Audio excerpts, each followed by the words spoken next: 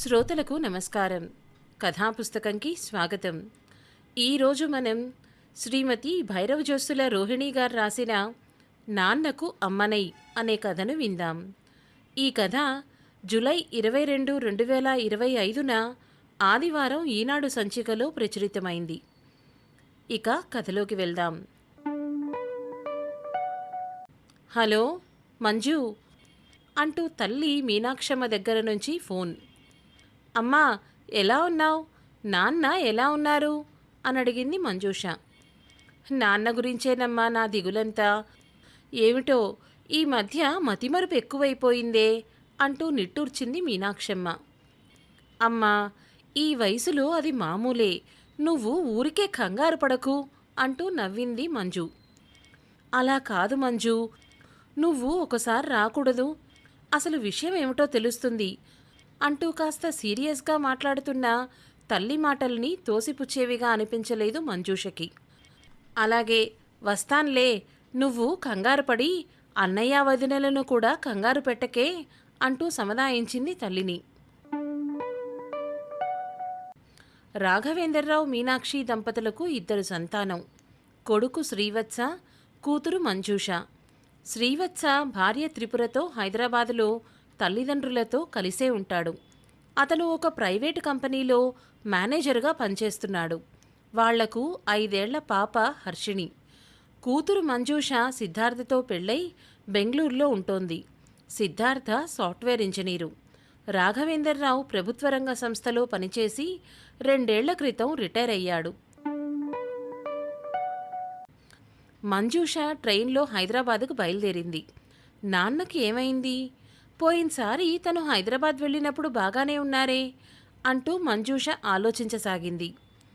6 నెలల క్రితం, అమ్మాయి కళ్ళజోడు ఎక్కడ పెట్టాను అంటూ ఒకటే వెతుకుతున్నాడు రాఘవేంద్రరావు. ఇదిగో ఇక్కడే టీపాయ్ మీద ఉంది చూడండి నాన్న అని తీసిచ్చింది మంజు. మీ నాన్నకు మతిమరుపు ఎక్కువైపోయిందే మంజు అంది మీనాక్షి. మీ అమ్మకు మాత్రం మతిమరుపు లేదనుకున్నావా? దువ్వెన ఎక్కడ పెట్టాను, పటకారు ఎక్కడ పెట్టాను అంటూ వెతుకుతూనే ఉంటుంది. ఒక్కొక్కసారి వంటింట్లో నుంచి ఫ్రిడ్జ్ దగ్గరకొచ్చి, అవును నేను దేనికోసం ఫ్రిడ్జ్ దగ్గరకొచ్చాను అని మమ్మల్ని అడుగుతుంది తెలుసా అని తండ్రి అంటుంటే అందరూ పగలబడి నవ్వారు. మీనాక్షమ్మ మాత్రం మూతి ముడుచుకొని వంటింట్లోకి వెళ్ళిపోయేది. ఇవన్నీ తలపుకు వచ్చి చిన్నగా నవ్వుకుంది మంజు. మంజూష రాకకు అందరూ సంతోషపడ్డారు. తల్లి చెప్పినంత సీరియస్గా అక్కడ ఏమీ అనిపించలేదు తండ్రిని చూస్తే. ఆ మాటే అంది తల్లితో. ఉండు నీకే తెలుస్తుందిగా అన్న మీనాక్షమ్మ మాటల్లో ఏదో తెలియని బాధ కనపడింది మంజుకి. సాయంత్రం త్రిపుర టీ తెచ్చి అందరికీ ఇచ్చింది. అందరూ కబుర్లు చెప్పుకుంటూ టీ తాగారు. ఆఫీస్ నుంచి వచ్చిన శ్రీవత్సకు టీ ఇవ్వడానికి లోపలికి వెళ్ళింది త్రిపుర. ఇదిగో మీనాక్షి, నాకు టీ ఇవ్వలేనే అంటూ రాఘవేంద్రరావు భార్యని అడుగుతున్నాడు. అదేంటి నాన్న, ఇప్పుడే తాగావుగా, ఇదిగో నువ్వు తాగేసిన గ్లాసు అంటూ ఖాళీ గ్లాసు చూపించింది మంజు. నేనెక్కడ తాగాను, నాకసలు ఇవ్వందే, ఇది మీ అమ్మ గ్లాసు. ఈ మధ్య మీ అమ్మ నాకు కాఫీ టీలు అసలు ఇవ్వడం లేదమ్మా, బొత్తిగా మతిమరుపు మనిషి అంటూ కంప్లైంట్ చేస్తున్న తండ్రిని కాస్త వింతగా చూసింది. పోనీలే నాన్న, ఇప్పుడే తెస్తానుండు అంటూ వంటింట్లోకి వెళ్ళి టీ చేసి తీసుకొనొచ్చింది మంజు. మళ్ళీ ఎందుకు తెచ్చావమ్మా? ఇప్పుడేగా మనమందరం తాగాము, నీకు కూడా మీ అమ్మలాగా మతిమరుపొచ్చిందా అంటున్నాడు రాఘవేంద్రరావు. తల్లి తన వైపు చూసింది. చూసావా, ఇది పరిస్థితి అన్నట్టు ఉంది ఆమె చూపు.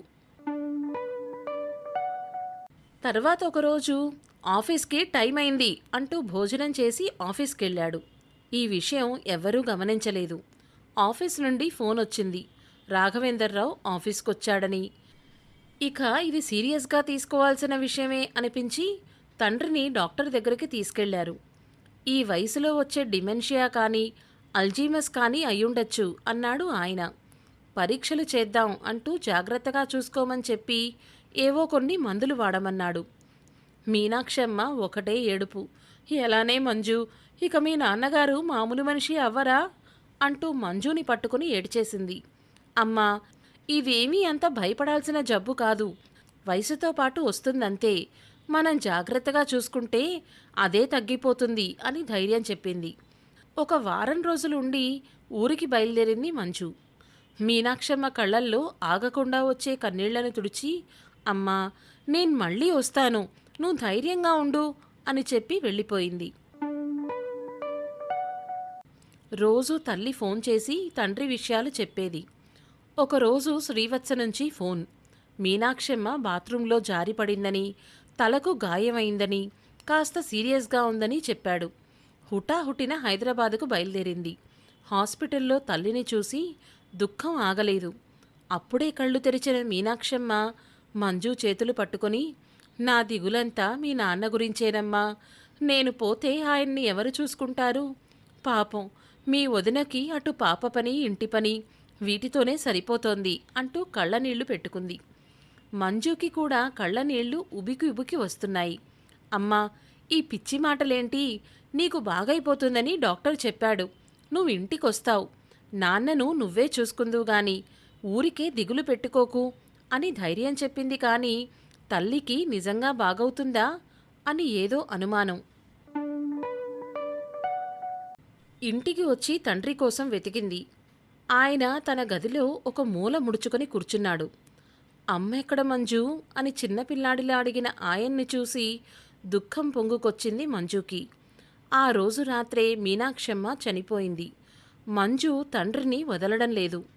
ఆవిడ శరీరం అక్కడ ఉండగానే, మంజు, అమ్మని కాఫీ తెమ్మని చెప్పమ్మా, ఎంతసేపలా పడుకుంటుంది అంటుంటే అందరి కళ్ళల్లోనూ నీళ్లు.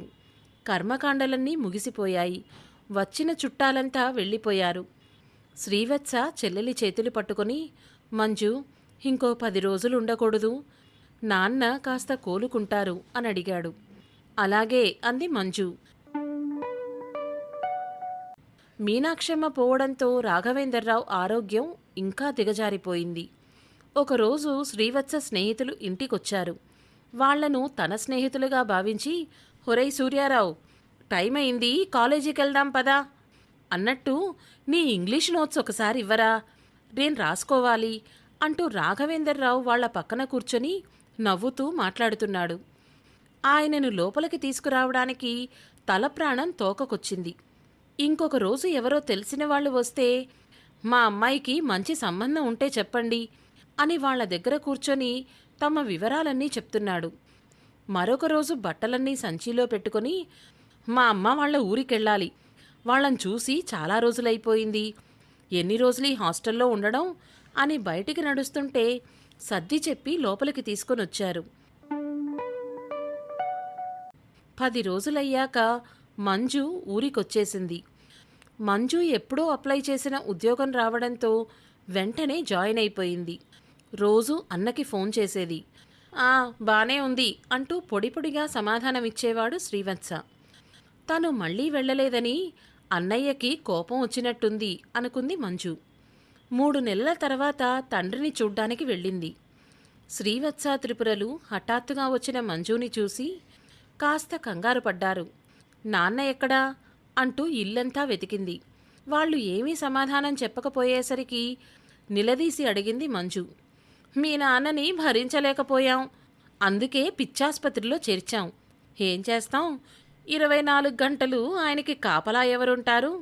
ఏ రోజు ఎక్కడికి వెళ్ళిపోతాడో తెలీదు. ఆయనకేదైనా జరగరానిది జరిగితే అందరూ మమ్మల్నే అంటారు, సమాధానం చెప్పాల్సింది మేమేగా అని త్రిపుర నిష్ఠూరంగా చెప్పింది. అది విని స్థాణువైంది మంజు. పరిగెత్తుకుంటూ పిచ్చాసుపత్రికి వెళ్ళి డాక్టర్ని కలిసింది. తండ్రిని తనతో పంపించమని వేడుకుంది. ఆయనను డిశ్చార్జీ చేశారు. సన్నగా పూచిక పుల్లలా అయిపోయిన తండ్రిని చూసి నిర్ఘాంతపోయింది. అక్కడి వాళ్లు చెప్పిన విషయాలు, ఆయన తిండే తినేవాడు కాదట, బాగా ఆకలేస్తే ఏదో 2 ముద్దలు తిని మా అమ్మ చేసినట్లేదు అంటూ అన్నమంతా వదిలేసేవాడట. మంజూషని అసలు గుర్తుపట్టలేదాయన. ఎవరమ్మా నువ్వు అంటూ యగాదిగా చూశాడు. మంజుకి దుఃఖం పొంగుకొచ్చింది. తండ్రిని తీసుకొని ఆ రోజే బెంగళూరుకొచ్చేసింది. ఒక వారం రోజుల తర్వాత తండ్రి కొంచెం కుదుటపడ్డారు. ఒకరోజు, అమ్మా, నువ్వు ఎవరివో కానీ మా అమ్మలాగా మంచి భోజనం పెట్టావు, దయచేసి నన్ను మా అమ్మ వాళ్ళ ఊరికి తీసుకెళ్ళవు అని రాఘవేంద్రరావు కూతుర్ని బతిమలాడాడు. ఏం చెప్పాలో అర్థం కాలేదు మంజుకి. వారం రోజులైనా రాఘవేంద్రరావు తమతోనే ఉండడం చూసి సిద్ధార్థ అడిగాడు, ఇంకా ఎన్ని రోజులుంటారు మీ నాన్న అని. ఇక శాశ్వతంగా మనతోనే ఉంటారు అని సమాధానమిచ్చింది మంజు. అదెలా కుదురుతుంది? ఆయనను చూసుకోవాల్సిన బాధ్యత కొడుకుది కదా అన్నాడు సిద్ధార్థ. వెంటనే మీ అన్నయ్య ఇంటికి పంపించేయి అన్నాడు. మంజుకి బాగా కోపమొచ్చింది. విసురుగా అంది, ఆ రోజు మా నాన్న ఆస్తిలో మా అన్నయ్యకు నాకు సమాన వాటాలు వేసినప్పుడు మీరేమన్నారు? మీ నాన్న న్యాయంగా వాటాలేశాడు అనలేదు? ఆస్తిలో సమాన వాటా తీసుకున్నప్పుడు ఆయనను చూసుకునే విషయంలో కూడా సమానంగానే ఉండాలి. కూతుళ్ళకి హక్కులు కావాలి గాని బాధ్యతలు అక్కర్లేదా? ఇదెక్కడి న్యాయం అంది కోపంగా. ఆయనను తమతో ఉంచుకోవడానికి సిద్ధార్థ ససేమెరా ఒప్పుకోలేదు. వేరే ఇల్లు తీసుకుని తండ్రితో పాటు ఉండడానికి నిశ్చయించుకుంది మంజు. సిద్ధార్థ మౌనంగా ఉండిపోయాడు. కొన్ని రోజులు పోయాక తనే వస్తుందిలే అని ధీమాగా ఉన్నాడు. ఆఫీస్ వాళ్లను ఇంటి నుంచి పనిచేస్తానని అడిగింది. వాళ్ళు సానుభూతితో ఒప్పుకున్నారు. తండ్రిని చూసుకోవడానికి పనిమనిషి సాయంతో ఒక కుర్రాడిని కుదుర్చుకుంది. కొన్ని రోజులకి రాఘవేంద్రరావుకి ఏమనిపించిందో, నువ్వు మా అమ్మవే కదూ అని అడిగాడు. మంజులో తన తల్లి పోలికలు కనిపించాయేమో. మంజుని తన తల్లే అనుకున్నాడు ఆయన. ఇంకేమనాలో తెలియక అవునన్నట్టు తలూపింది. అంతే, ఆ రోజు నుంచి ఆ నాన్నకు తల్లిగా మారిపోయింది. మరో నెల తర్వాత సిద్ధార్థ నుంచి ఫోన్. ఇప్పటికైనా ఇంటికి రమ్మని. తండ్రిని వదిలిపెట్టి వచ్చే ప్రసక్తే లేదు అని ఖండితంగా చెప్పేసింది. ఇదంతా తెలిసిన సిద్ధార్థ తల్లిదండ్రులు విషయం ఏమిటో కనుక్కుందామని హుటాహుటిన వచ్చారు. కొడుకు ద్వారా విషయం విని వెంటనే కోడలి దగ్గరకొచ్చారు. ఇంటికి బయలుదేరదాం రమ్మన్నారు. మంజు అంది, అత్తయ్య, మీరు నాలాగా ఒక ఇంటి ఆడబొడుచే కదా. ఇన్ని రోజులు నాన్నని తన దగ్గరే ఉంచుకున్నాడు మా అన్నయ్య. ఇప్పుడు వీలు కాదంటున్నాడు. మా నాన్న రుణం తీర్చుకునే బాధ్యత నాకు లేదా? అలా అని అత్తింటి బాధ్యతలు నిర్లక్ష్యం చెయ్యను. ఆ బాధ్యతలు కూడా ఇదివరకులాగానే నేను సంతోషంగా స్వీకరిస్తాను. మీ అమ్మాయి పెళ్లికి డబ్బు కావాలంటే నాకు మా పుట్టింటి వాళ్ళిచ్చిన డబ్బు మీకిచ్చాను కదా అత్తయ్యా. మీరు అభ్యంతర పెడితే నా డబ్బు మీది కాదా అనలేదా నేను? మీ మోకాలుకి ఇక్కడే ఆపరేషన్ చేయించి 6 నెలలు నేను జాగ్రత్తగా చూసుకోలేనా? ఇప్పుడు మా నాన్న విషయంలో మీకు అభ్యంతరం ఉంది అంటే నాకు ఆశ్చర్యంగా ఉంది అంది ఆవేదనగా. ఆవిడకు కూడా తన పూర్వపు రోజులు గుర్తుకొచ్చాయి. అవును, తన తండ్రి పోయిన కొత్తల్లో తల్లిని ఇంటికి తీసుకొనొచ్చింది. అప్పుడు అత్తామామలు తీవ్రంగా వ్యతిరేకించారు. భర్తను బతిమాలింది. 1-2 నెలలు తల్లి తమ దగ్గరే ఉంటుందని, దుఃఖం నుంచి కాస్త కోలుకున్నాక పంపించేస్తానని అడిగింది. ఆయన ససేమెరా వీలు కాదు అన్నాడు. అప్పుడు తను ఎంత వేదన చెందిందని, ఎన్నో రాత్రిళ్ళు దిండులో ముఖం దాచుకొని వెక్కి వెక్కి ఏడ్చింది. తనతో అంత చాకిరీ చేయించుకొని తన మాటకు కాస్త కూడా విలువ ఇవ్వని వాళ్ళంటే తనకి ఎంత అసహ్యం వేసిందప్పుడు. అదంతా తలుచుకొని, నాకు తెలుసమ్మా నువ్వు పడే వేదన ఏంటో. నేను ఆడదాన్నే. నేను ఎంత దుఃఖం అనుభవించానో ఆ దేవుడికే తెలుసు. నీకు నేనున్నాను. మీ నాన్నను జాగ్రత్తగా చూసుకో. నా కొడుకు, నా భర్త వాళ్ళిద్దరూ కాదంటే నేను కూడా నీకు అండగా ఉంటాను అంది కోడలిని ఊరడిస్తూ. ఇదంతా చూస్తున్న మామగారు కూడా పశ్చాత్తాపంతో కొడుకుని ఒప్పించాడు. ఇప్పుడు వాళ్ళందరూ కలిసే ఉంటున్నారు. ఆ తండ్రిని తల్లిలా చూసుకుంటోంది మంజు. సమాప్తం. ఇదండి కథ. ఈ కథ మీకు నచ్చిందా? నచ్చినట్లయితే లైక్ చేయండి, షేర్ చేయండి. మరిన్ని సందేశాత్మక, సామాజిక, వినోదాత్మక కథలు వినాలి అనుకుంటే కథాపుస్తకం ఛానల్ని సబ్స్క్రైబ్ చేసుకోండి. ధన్యవాదాలు.